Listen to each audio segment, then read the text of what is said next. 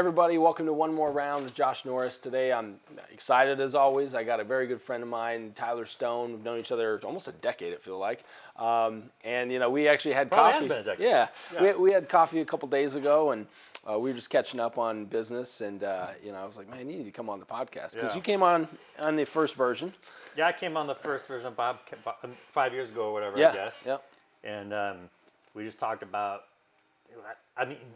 I still have people, like when people interview at Capstone, I say, listen, I'm not going to spend a half hour on the phone describing how I got to where I'm at.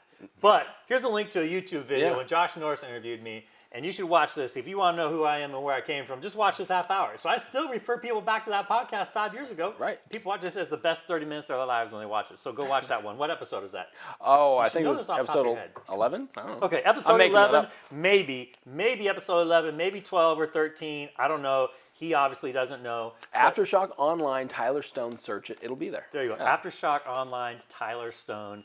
You'll get it. Best 30 minutes of your life. Yeah, so You'll make 30 minutes on a treadmill feel like 45. That's right. And we're at Burn It, Build It, so treadmills are here. That's right. So, you came up a few minutes ago and you rolled up in a Rolls Royce, and I'm like, when did you get a Rolls Royce? You got to tell the story of how this happened.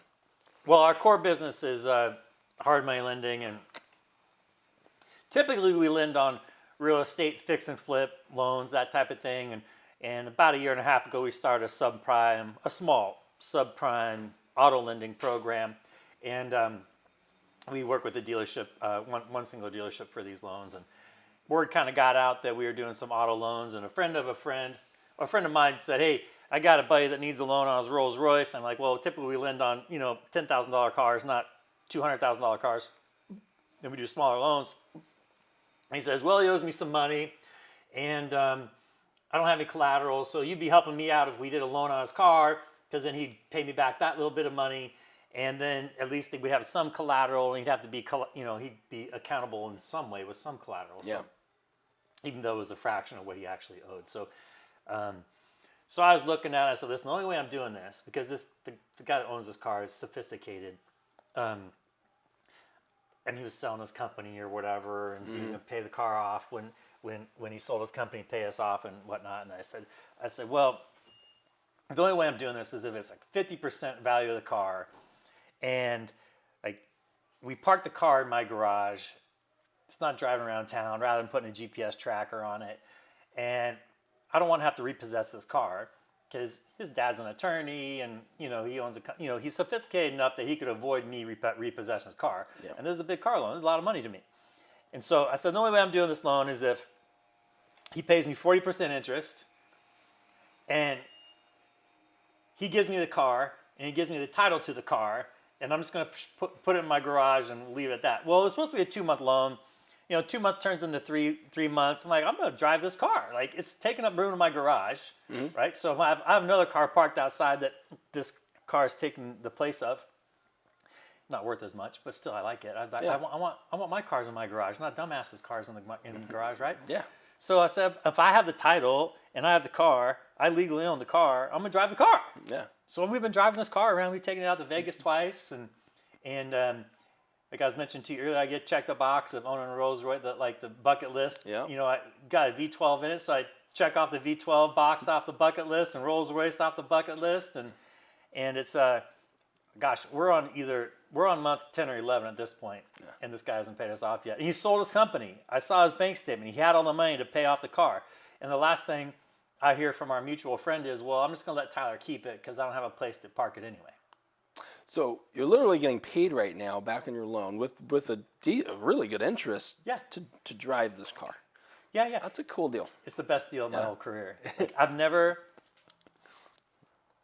I'd say it's like someone's paying me rent on a rental house, but I'm the one living in the house. Yeah. Yeah, that's I tell the story to people, and like the look on your face, like how did that happen? How does Tyler get this deal? I want deals like this. But this is a once in a lifetime deal, once in a career deal. Maybe we'll have. Maybe there's a Bentley out there we can do a loan on, and you can drive it. Yeah, if your garage is full, I got space. You got space. I got space. You'll put your Tundra in the driveway and park the Rolls in your garage. Absolutely, Tundra's in the driveway. Actually, Tundra doesn't fit in my garage. You know what's funny is, So it's been a year now since Russia invaded Ukraine. And so the morning that Russia invaded, I'm like, okay, oil's going to go to shit here. It's going to get super expensive. So I ordered a Tesla. I ordered a Mach-E Mustang. I ordered the Polestar too. And so I ordered all three of them because they all take 6 or 8 months to get. Right. I'm thinking, okay, sometime in the next 6 or 8 months, I'll decide which one of these I want. And then I'll just keep that one. Well, we test drove the Polestar. It was way too small. I'm not a Tesla hater by any means, and I like Teslas, but I'm just kind of over them. I just didn't want the Tesla. So I ended up getting and keeping this Mustang Mach-E. And I drove the other day when we had coffee, but I'm doing a couple little modifications to it.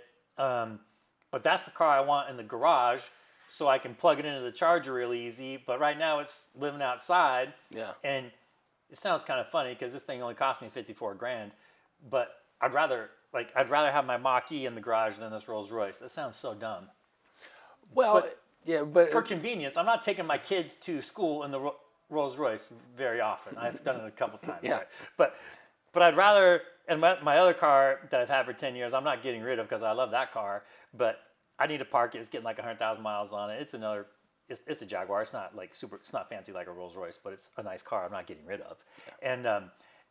But I need to get this Mach-E Mustang in the garage where I can charge it easily, and the kids and I can pile it and I can take them to school because that's my little about town car now. Yeah. Or going to be. Yeah, Whatever. well, speaking of Ukraine, like I know that you picked up a vodka company a few years ago, Vector Vodka. Right, Vector Vodka. VectorVodka.com, available at all Total Wines. And Vector is with a K. And Vector with a K. Literally the coolest. It's the I coolest should have brought a bottle. What was I vodka thinking? bottle. Well, we'll flash one on the screen here if There you you're go. watching on YouTube. But Vector Vodka, the neatest thing is it's the coolest bottle for vodka. I Yeah. mean, there's some cool like tequila bottles out there, but a lot of the vodka ones, like Cîroc's, Jane. okay, but yours is cool. It's you'll see it. It kind of goes like that, and it's got nice hard edges on Cut there. glass bottle, yeah. It's got a cool gold font on there, and it's delicious. You gave me a bottle, and Okay, I mean good. it was as good or better than any vodka I had. So, but you picked this company up, and I should tell that quick story, and then we'll go back to the Ukraine portion of it. Yeah, so this company was a loan, again, most of our loans are fix and flip loans. Occasionally I get out of my lane and I do a loan on a Rolls Royce or some weird loan that someone brings me and says you should fund this loan and this is why, and so we do. Well, that's what happened on this vodka company. About 2015, we funded a loan on this vodka company, and all the existing investors and other lenders that were into this company, they all subordinated to us, which means that our loan was in first position. And then they didn't perform. They were in all the Total Wines at the time. They were they were on the market. They have won all these awards, and it looked like a company that was on the verge of breaking out. They had a couple $1 million raised by a broker dealer, guys with a Series 7 license. And my loan was a small loan that was just to bridge them until that broker dealer amount of money got released to them.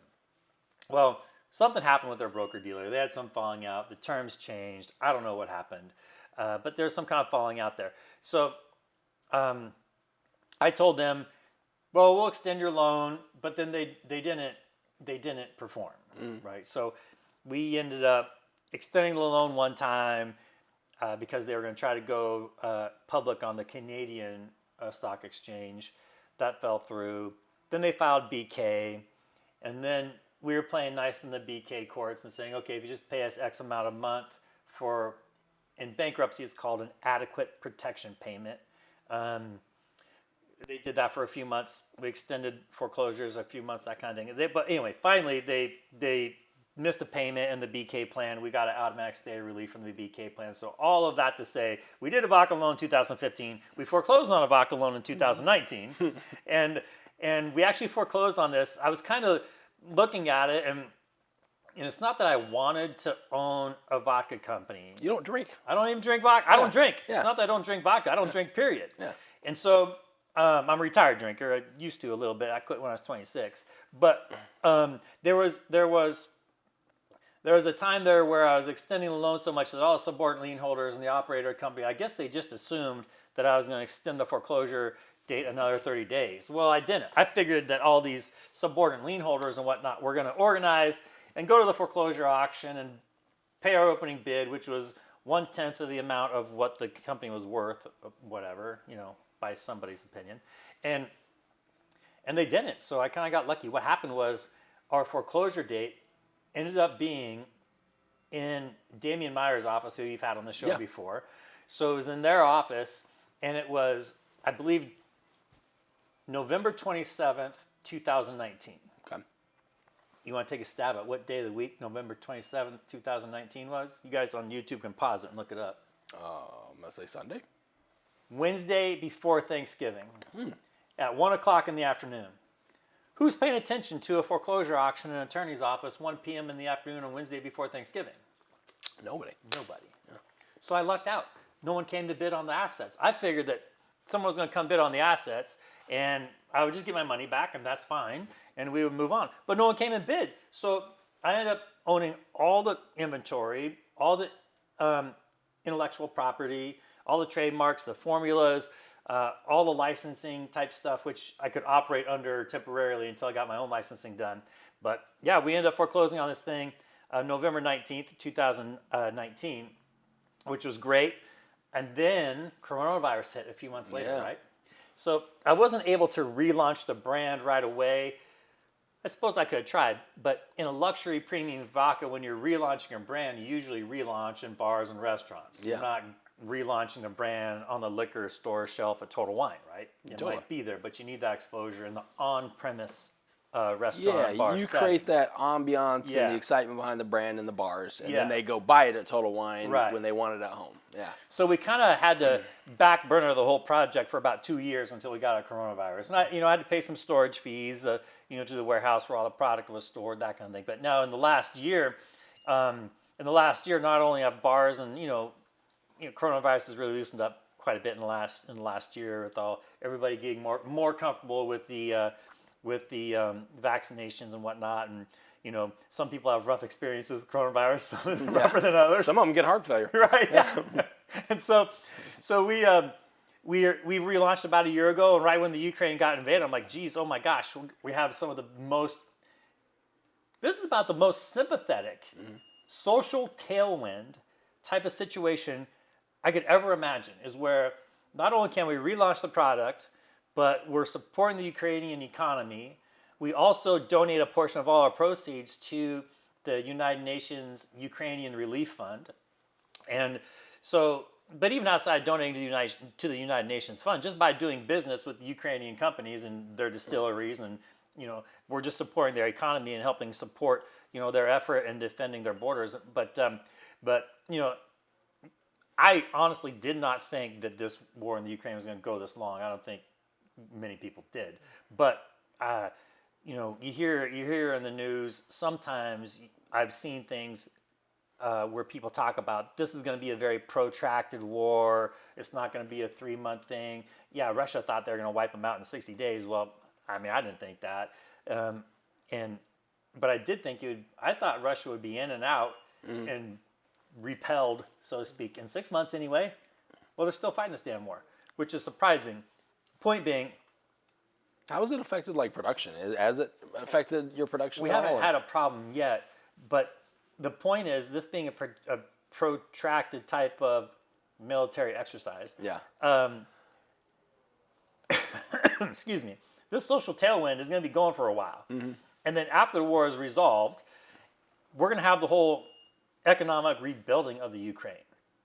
So we're going to have to be supporting the Ukraine for a long time. It's going to have a lot of social tailwind for the next 5 years. It's going to be a 5-year rebuild process in the Ukraine when this whole war is over. And I just don't know if people in Western cultures really understand that.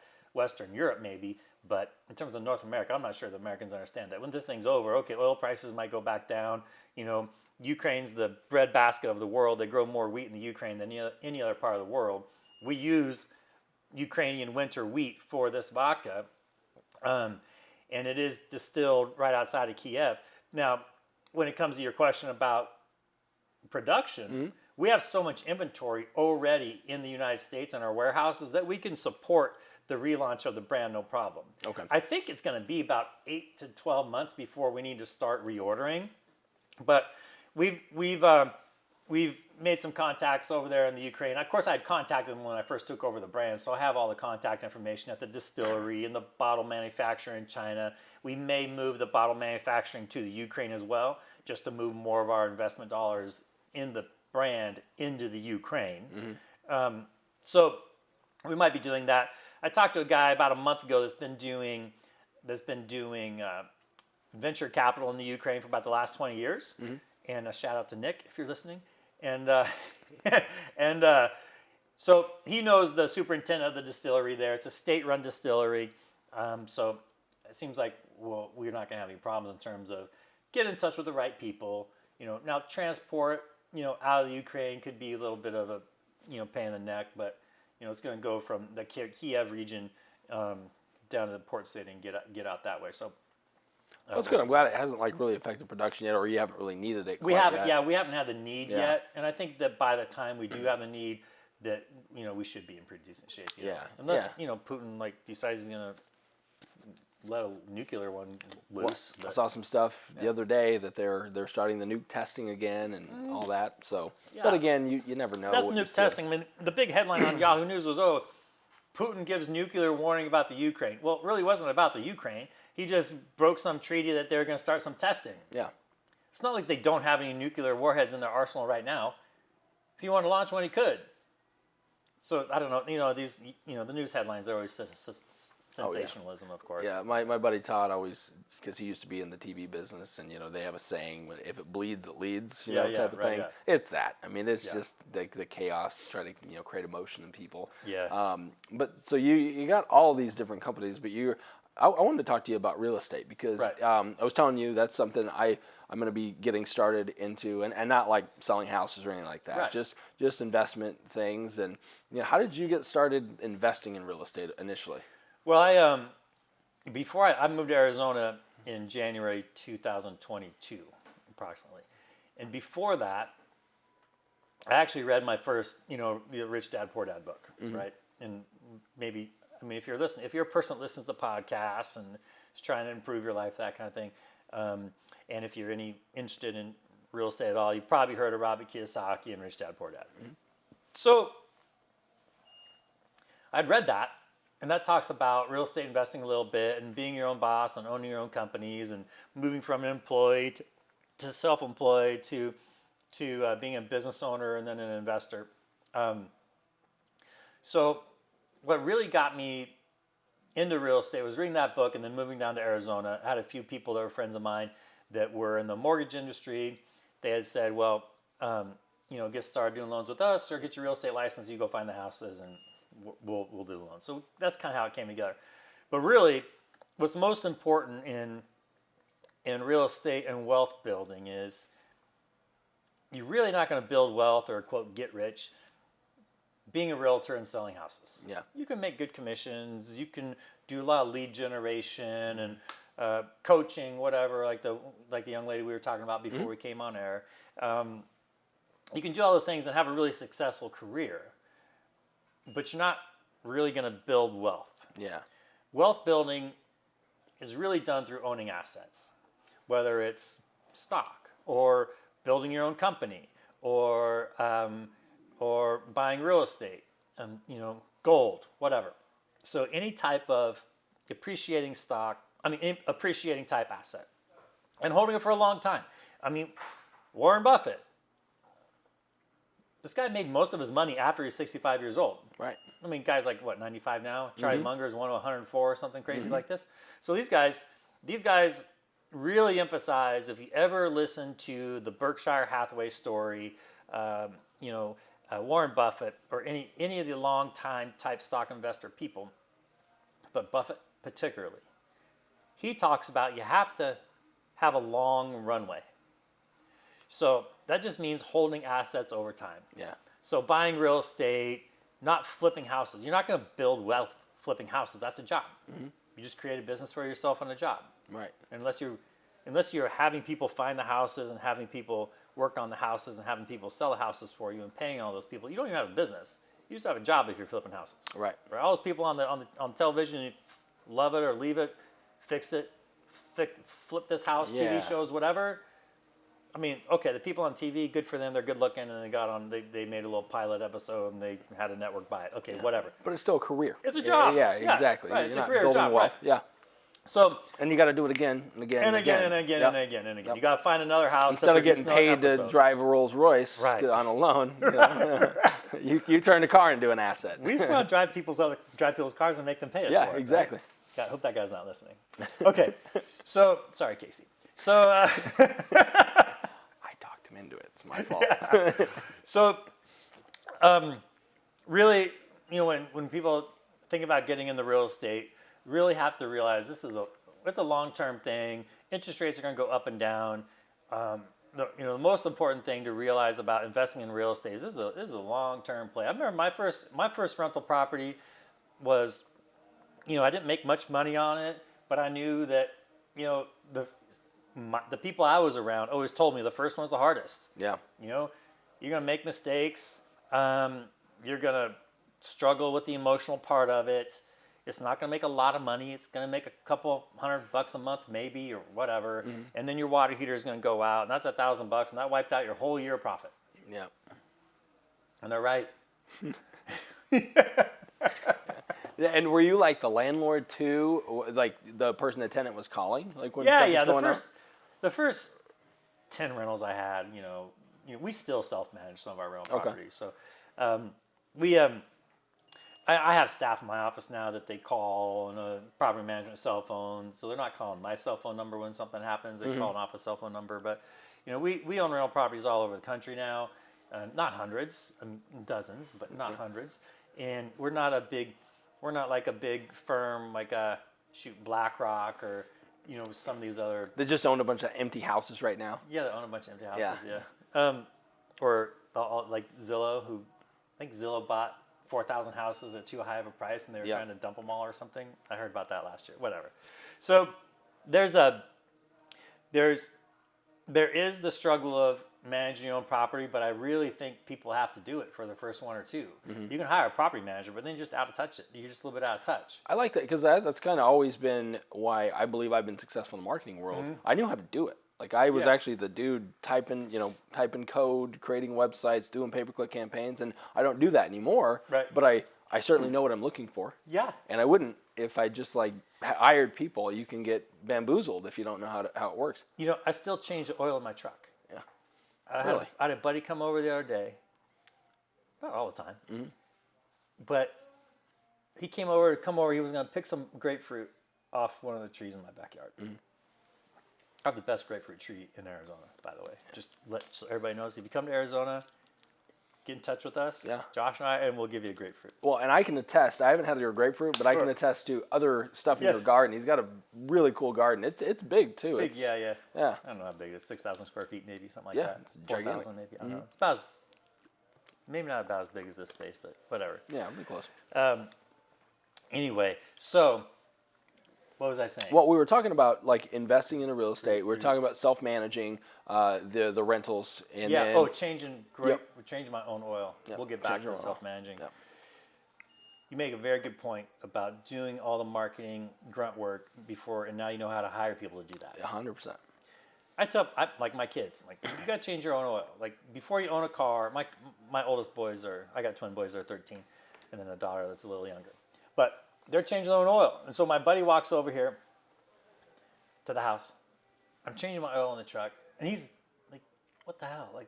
Why are you changing your own oil, right? Mm-hmm. And it's one of those things, it pisses me off. To change your oil, I have a diesel truck. So that's what I was working on that day. Mm-hmm. So it's, 13 quarts of oil and a filter. And that costs, $50. Well, if you go to the dealership, they charge you something dumb, like $400. If you go to an independent shop, it's still $225. Yeah. And it's not hard to do. You unscrew the filter, you unscrew the bolt, you let it drain. Right. You put them back in, you put the oil in. You don't have to sit there for an hour and watch it. You go do other shit while it's draining. Mm-hmm. Prune your grapefruit tree or feed your chickens or whatever it might be, right? I have some Tyler Stone eggs in there. So, it's it just annoys the shit out of me when I know what it takes to do something. Mm-hmm. I know how much it costs to do something, and I make the conscious decision I'm going to pay somebody else 400% more than it would cost me to do it myself. Yeah. It annoys the shit out of me. Now, if it's managing a property in Chicago or managing a property someplace else, then yeah, okay, that's one thing that you're going to make those decisions. But for your first rental property, make it within a 30-minute drive of your own house. Mm-hmm. You manage it yourself. Your second rental property, same thing. And if you have 3 rental properties, keep managing the 3 rental properties. Once you get to 4, then you're going to have a little more profitability. Then you have my permission to possibly start interviewing property managers. Mm-hmm. But until you have 4, don't. Yeah. Yeah, because problems don't come up every day, and they're They sporadic, don't come up right? every day. Yeah, so it's like, Yeah. why hire somebody that you're paying on a retainer consistently? Right. You're going to pay 8% of your collections to a property manager. That's your whole profit in the first couple of years of having a rental property. So Just grunt it out. what do you recommend then, as far as when you're looking at rental property? Because we were talking the other day, and we live in Arizona, so for those that aren't here, that's where we're at. You don't do a lot of investment here. You were saying. No, I don't do a ton here. And even on the lending side, we don't do a lot of fix and flip loans here in Arizona. Frankly, Arizona is a very competitive environment, very competitive state for fix and flip loans and for fix and flippers and for rental properties. The more popular a state is or sexy it is or whatever, the more speculative all real estate investors are. Mm-hmm. Speculative real estate, in terms of speculative, means people are expecting the prices to go up over the next year or two, and then they're going to sell their house, right? Well, then you have interest rate changes and prices don't go up. So that's going to screw up your performer. Yeah.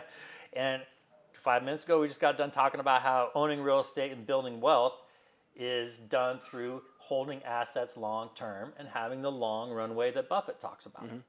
So I don't really invest in speculative deals. I don't invest in speculative markets, really. Because the most important thing to remember when you're investing in real estate is cash flow is king, and you make your money on the buy. Don't ever count on appreciation or a future promise being appreciation. Appreciation is a future promise. Yeah, saying that my house that I just bought for whatever $300,000 is going to be worth $400. Don't ever count on that to make your money. Yep. Right? You have to when you're investing in real estate, you have to rely on their cash flow from rental income, to be your wealth building, mechanism. And the appreciation will come. It's just not predictable. When coronavirus hit, did anybody predict that we were going to have 20% appreciation rates? Was it fantastic for property owners? Yeah, it's great. This year, if anybody's watching the Capstone Fund 5 videos, which none of you probably are, should be Capstone Fund 5. Yeah, I know we're gonna come to that. Yeah, that's actually next. Then I think Monday or Tuesday, whenever we did this month's update, I just kind of read off some numbers from Redfin and Zillow and Realtor Association, and in the 4 or 5 numbers I read off for expected appreciation for 2013, the numbers were anywhere from minus 5%, I think, from Redfin or something, to 5% appreciation. So those are 10-point swing from minus 5 to positive 5 in home appreciation over the next year, and that's just whatever people or those organizations are using as their factors that they're measuring to try to determine what they're forecasting. Of course, swings those numbers a little bit, but you never want to. You can never count on it. We can never count on 20% appreciation ever happening again. Right. But hey, I have a couple rental properties. Happy that it did. Right. Good. Rents went up. My cash flow improved a little bit. Good for Tyler. Good for anybody that owns rental properties. Right. But are we ever going to see another 20% appreciation year? Sure, we will. But can anybody predict it? Nope. No, it could be 30 years from now. It could be 30 years from now. Yep. Right? Who knows? So you got to have a long runway, meaning you got to give yourself time for that asset to appreciate. Yeah, I think that's you have to give yourself time for that appreciate. And the other thing to remember about having a long runway in rental properties, there's 4 ways they make money. You want to guess at a couple of them? rental property. Well, so renting the property. Yep. You get money from the tenant. Yep. And so you have cash flow there. Appreciation. Appreciation. I know it can help on taxes. I don't know if that's earning, but it can reduce your liability. Tax depreciation. Depreciation. Okay. I don't know the fourth. The fourth one people don't think about. It's the leverage of other people's money. So, okay, most people when they hear leverage of other people's money, they automatically think about, okay, I'm getting a bank loan, I'm borrowing $100,000, I'm putting 10% down, I'm buying a house for $110,000 in Little Rock, Arkansas. Mm-hmm. And so I'm leveraging other people's money with this $100,000 bank loan. And that's true. Yeah. They are. And so they get any amount of appreciation is on their 10% down payment and their bank loan. Mm-hmm. And they're paying interest to the bank, right, which counts as an expense. So it helps on their taxes. And there's depreciation of the real estate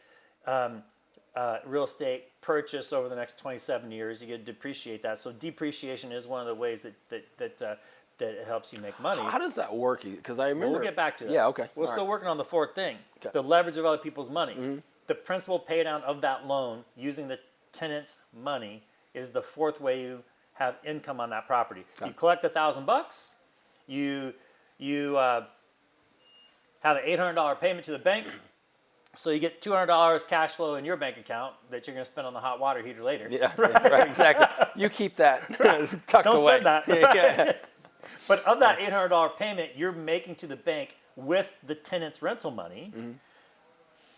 200 of that's going to be interest, and I'm sorry, about 600 of that's probably going to be interest, mm-hmm. and about 150 to 200 is going to be principal reduction. Mm-hmm. So not only do you make the $200 of cash flow that goes in your bank account, you make $150 of the principal reduction. You get that money that's added to your asset or your balance sheet because you have that loan that gets paid down. So you basically stick $150 in the bank in your savings account by having that payment from the renter pay down your loan on the house. Mm-hmm. That's the fourth way. People always forget about that. The leverage of using other people's money works twice in a rental property. It works once when you borrow the money from the bank, and it works twice when you're using the renter's money to pay down your loan for you. Okay. So that's the fourth thing people never talk about. So you're talking, how's that work? Depreciation? Yeah, the depreciation, because I think it was actually Donald Trump. I was listening, to him and all this taxes, and it's like, yeah, of course, because I have all of these properties that I'm able to take the depreciation, which limits your liability. How does that actually work? Well, I'm not a tax accountant, so watch another podcast from some tax accountant. But the nuts and bolts are, you buy a rental property. Let's say let's use the same example. You buy a rental property for $100,000. Well, in the tax code, you're allowed to depreciate that property for over 27 years. Mm-hmm. So every year, you can take essentially $4,000. It's slightly under $4,000, $3,800. Mm-hmm. 27 divided into 100, and you can take that as a depreciation amount, $3,800, against any income you have. So you'll have a $3,800 tax deduction every year for the next 27 years. Okay. If you want to get really fancy, you can have a study done on that house, or let's say you have a sixplex or something, because things that are not real estate, things that are not real property. So things like the air conditioner, the appliances, mm-hmm.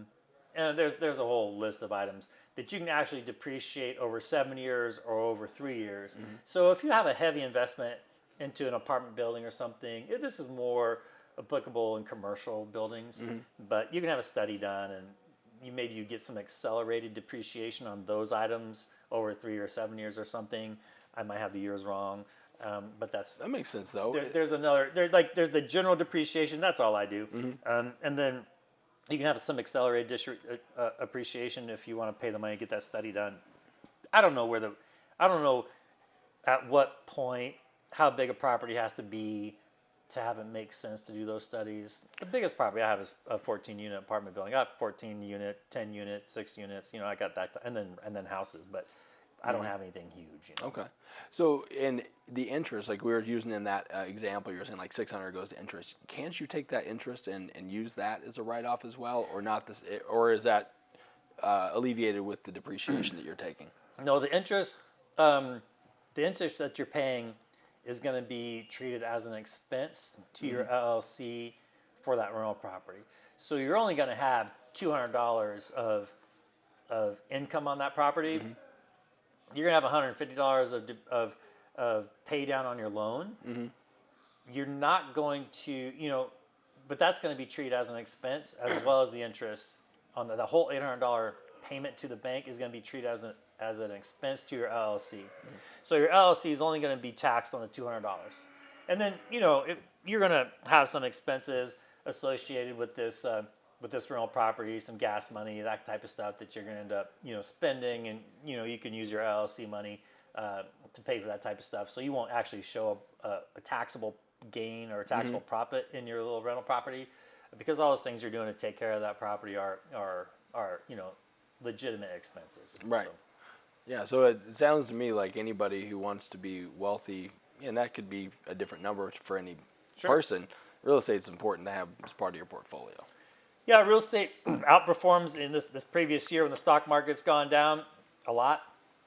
A lot of us have our little hobby stock portfolios, me included, and I lost money in the stock market this last year, but I only have 5, maybe 10% of my total assets are in stocks, and I frankly just did that because I mentioned to you the other day, FOMO, fear of missing out. Everybody else is making money in the stock market. Yeah. Well, let me tell you, I can lose money in the stock market just as good as anybody else.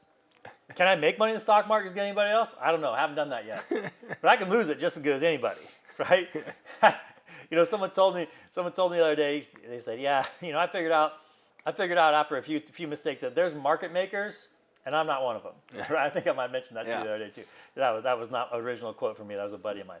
So, my stocks will come back. This college money, I got 5 or 7 years before I'll ever need that money, if I ever need it. And it's all long-term stuff. Again, long runway. These are all, high growth company. I have a few shares of Amazon in there, whatever, but most of my stuff is small cap, technology, high growth stuff that's very volatile. Yeah. So when the stock market comes back, these stocks will come back at a little faster rate than blue chip stuff. Right. But that's the risk you take when you invest in things that are not EFTs. The best thing someone can do if they don't have a lot of risk tolerance, buy real estate. Put, in my opinion, 70-80% of your savings or your investments in real estate stuff. Put 10, 15% in an EFT that tracks the S&P 500, like the SPX or whatever, or a Vanguard VOO. I think if you type in VOO, that'll be the Vanguard EFT that just tracks the S&P 500. And then buy some Ether or some fractional shares of Bitcoin. Because fear of missing out. What if that shit does go to $1 million, right? Right. Let's not put a little money in there just to see. Yep. Don't put your mortgage payment in it. Right. But yeah, stuff that you have to live on. Yeah. Keep that to live on. Open a Coinbase account. Buy 1/100th of Bitcoin. Buy half of an Ether for $700. Is it called Ether? Ethereum. Yeah. Buy some Litecoin.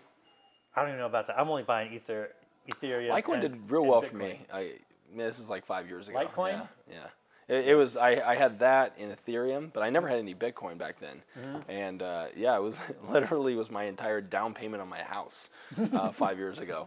It just took off. Nice. All of a sudden, I'm like, oh, cash out now. I'm taking it right now. Yeah. There's a few stocks I should have sold now about 2 weeks ago, when artificial intelligence came, when everybody was talking about ChatGPT. Actually came out about 4 months ago, but it maybe longer ago than that. The first time I heard about it was about 4 months ago, but it just came out in the news about 2 weeks ago, really, like on Yahoo or whatever. Yeah.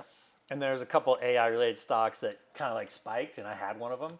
Man, I should have sold that right. It hasn't come down that much since. It maybe come down about 5 or 10% since, but it's going to continue to grow. That's what people are talking about. Yeah. And that's usually what I've noticed, and it's always what's in the news, what people are talking about, which is what usually increases stocks. And AI is all the rave right now. Yep. And it will be for a while. It's kind of a scary thing. Yeah. But getting back to stock market, I mean, I and real estate is much. There's a lot of people that disagree with me, and there's a lot of registered independent advisors and stockbrokers, and they're going to have their sales pitch, and I guarantee you, every one of those people owns real estate. Might just be the house they live in, but they own real estate, right? Yeah, well, totally. So I think that There's no other asset that you can put insurance on. There's no other asset that you can leverage as well as real estate. You can get a margin account. You can trade on margin, but it's really dangerous. Right. Now, you have margin calls, right? You're not going to have a margin call on a piece of real estate. You just have to keep making your payment. And if you have a rental property and you haven't rented, your renter is making that payment. But you're never, ever, ever, ever going to have a bank call you and say, oh, your property depreciated 15% in the last 2 years because the market crashed. So we need you to make another down payment on your loan. Right. Yeah, they're not going to do that. Banks don't do that. Yeah. Well, if you have a stock market account and you're borrowing on margin, they do that. Yeah. So real estate trumps the stock market 10 times in terms of margin. I mean, in terms of leverage. Yeah. Plus, you can borrow a higher ratio of the purchase price. I mean, you can get 3.5% down payment on an FHA loan for a house. You can't do that on a stock. You can't put down 3.5% on stock. Right. You can put down half. Yeah, no, maybe 40%. Right. Or you have to pay the whole thing. Mm-hmm. So there's nothing that you can insure that you can get the same kind of leverage on, that you can have that cash flows, unless you're selling calls on your stock, right? And now we're getting pretty complicated for maybe some of the viewers, but unless you're trading options on stock you already own, then you don't have an income generating asset when it's stock. You can have a dividend stock, but dividend stocks typically don't pay a lot. Yeah, right. Unless you own them 30 years, or you own a lot of shares of them. Or a lot of shares of them, like somebody named Buffett, you mentioned before. So that guy loves dividend stocks, but he loves holding them for 30 years. So that guy bought Apple at $4. I have a question on the real estate side. What do you think of these like Grant Cardone types that put together these funds that have basically they buy the real estate for you and you just give them money and then you get a percentage of your money, or actually you get a percentage of the profits, and then but you can't take your money back for like 10 years. Do you like these types of things, or? I don't like them.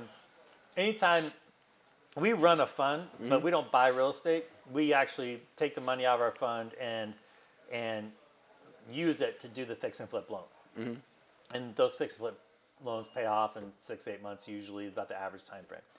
I don't know anything about. I've heard Grant Cardone's name. I've never investigated any of his funds or any of his programs or any of his seminars or anything like that. So I'm not talking about Grant Cardone specifically. But anything that you don't control 100% of, and you don't have the opportunity to get your money out of whenever you need it, like you have a life event or whatever, and you need some medical bills paid or whatever. Because even in the stock market, you can literally cash out. Right. Yeah. You can literally cash out.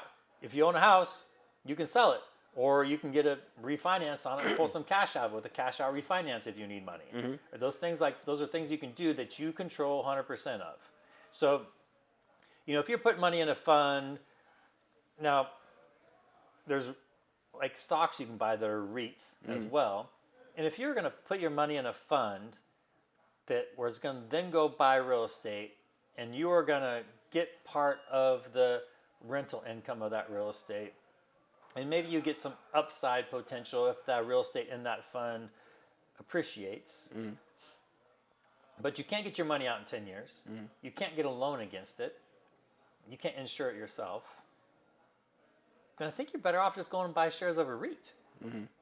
Because what is a REIT? A REIT is a real estate investment trust. Got it. Okay. And a real estate investment trust is required to disperse 90%. I think it's 90% of all their revenue. They're required to disperse to the stock shareholders as part of their dividends, and they adjust their dividends every year, that kind of thing. So, if I were to want to invest in real estate, but I didn't want to control it, I didn't want to manage it, I didn't want to choose it, which is baffling to me, but okay, let's just say that was my mindset.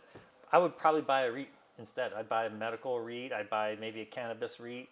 IPR is one people can look at. It's innovative properties or something like that, innovative industrial properties. But they specialize in buying cannabis properties and leasing them back to the operators of cannabis type related companies. It's gone up quite a bit in the last couple of years, and the dividends off that are pretty good. There's another one called. There's all kinds of REITs out there. Some are specifically medical real estate, medical office type buildings. So they own like all of the offices and whatnot. They just get a portion of the. They'll go buy $1 billion worth of medical dental offices. They'll lease them all out. They'll take all of these proceeds, distribute them to all the shareholders. Okay. And it's publicly traded. So there's, quarterly audits or whatever that those companies have to do for the SEC. Those REITs, they're obviously they have to report every quarter, that kind of thing. So there's a lot of transparency there. We run a small fund. We're regulated by the state of Arizona, but we don't have quarterly reports, but we have audited financials every year, that kind of thing. I don't know if a small fund like a Grant Cardone fund or whoever, I don't know what their regulatory environment is. I don't know if I imagine they do annual or monthly reports to all their investors when they do disbursements. I don't know if they're monthly or annual. But if I was one, my advice is, go invest in your own real estate so you can have control. It takes a little more effort, but you have a lot better control, and your wealth building is going to be optimized a lot better. Right. Now, again, you talk to someone running these funds. Well, we have the expertise. We identify the best properties. You're all hands off. I get that too. And Grant Cardone might be the nicest guy in the world. I don't know him. I've never watched any stuff. I've only heard his name. He could be awesome. He's certainly popular. Runs a good seminar, right? Sells seminars really well. So good for him. And maybe he's running a great program. I just don't know it. But for me, I would go buy your own real estate. Well, I'm always an advocate of thinking for yourself, right? Yeah. 'Cause it's the one thing that we're all given. We're given the ability to think for ourselves, to learn, make decisions. Where if you're just giving the money to somebody else and they are making the decisions, you're right. It kind of takes it out of your hands, and that can be scary. Yeah, Grant Cardone probably offers a coaching program to go invest in your own real estate. That's what I would recommend someone do. Yeah. Yep. Absolutely. Yeah. So buy his book. Love Grant. Buy his book. He's Don't got invest in his fund. He's got like 30 of them. Yeah. So you own Capstone Fund 5. You have a fund, right? Capstone Financial, and then we have Capstone Fund 5 that runs alongside of it. So what is Capstone Fund 5? How can people invest in it? Right. And what are they getting from their investment? Well, in Capstone Fund 5, this is a debt fund. So what we do is, like we mentioned a couple minutes ago, people put money into Capstone Fund 5. We do not go buy real estate. There is no future promise of appreciation, none of that. This is not a program that is going to double your money in a year. Nothing. This is not a home run program. This is a base hit program. What we do is we take the money out of Fund 5. Capstone Financial has some kind of fix or flip loan that comes in the door, and we take the money, we lend it on a fix and flip house. We collect the payments from that borrower, we put it back in the fund, and then we pay our investors in the fund every month. So all the people in the fund get a monthly check from us. They get a report from us that shows how much money came into the fund, that kind of transparency like I was talking about before. In 2022, last year, we averaged 10.25% return. 10.25% return is actually better than what you'll get on most rental properties. Yeah. Most rental properties you're going to be buying them at 6, 7, 8% type of returns. So, and if you're buying something nice, it's going to be less than that. So we're really happy with the fund results. It's another way people can be involved in real estate. They're just a lender. They're playing bank with us.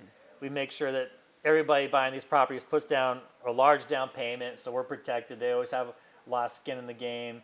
The borrowers have a lot of skin in the game, so our fund investors are protected. And it's, it's really, people talk about the oldest business in the world being sex, right? Well, money is the second oldest business in the world. We're really in the most non-innovative business in the world. Yeah. Second. Well, I would say sex is probably more innovative than money. I don't know. Maybe. It's probably changed a little more. Changed a little more? Yeah, maybe. The end result's the same, but... End result's the same, but it changed a little bit. But they're, we're we're really in the second oldest business in human history, right? So it's just all about getting a good return, long runways. People can compound their interest. If they put in $100,000 and they get $1,000 that month, they can just compound it. So the next month their savings account's grown to $101,000. Now they're earning interest on $101,000. And when you add up that compounding, compounding rate of return is really an amazing thing when you have a long runway like that. So you don't have to worry about appreciation of the market. All we're doing is compounding people's returns, and they can get it paid out monthly to them if they want to use it to go buy Starbucks, or they can get it compounded if they want. We do have about half of our fund investors just compound it, and half of them get their monthly disbursements every month, and they're retired people using it for their bills or whatever, that kind of thing. So, awesome. So how can people, if they want to invest in it, how can they contact you or the fund? right. Well, we'll flash up on the screen, but we can put the website on the screen here. But basically, And it'll be in the comments as well. Yeah. Yep. Basically, just call us. Our office number is 480-336-2828. Just call the office. Just say, hey, I saw Tyler on this YouTube video, and he's talking to Josh Norris. Josh Norris is a lot better looking, and and that's Facial when hair hides when we'll know they actually watched the video. Yeah. They'll say that, and then we'll talk them through it and send them. We spent $40,000 on attorneys to put together our PPM, all of our paperwork. So it's a very compliant fund. It's very well regulated and put together. All the legal documents are all in there. So we'll send you the summary. We'll send you the big 80-page document too, and then we'll just get you started. You can start anytime. Minimum investments? It's written with a $100,000 minimum investment in there, and I think that's something to do with making sure that Capstone is protected and not, taking people's last $2,500 or something like that and putting them in a bad place. So it's a $100,000 minimum investment, and then you can add in any kind of increment over that. Okay, very cool. That was fun, man. We got to do this again. I was excited when we had. I don't know why I didn't invite you before we had coffee. Life is just crazy. Well, you're running your stuff. You got like 9 companies. You got heart failure. You've been busy. I was out for like 5 months, but this is fun, man. Well, hey guys, I know you got a ton out of this. Please, if there were some things that you learned about real estate, investing, share it with a friend. This is on, no matter whether it's your podcast you're listening to this on or YouTube, whatever. Leave a comment for us, share it, like the channel, and we appreciate you. We will see you next time. All right, thanks so much.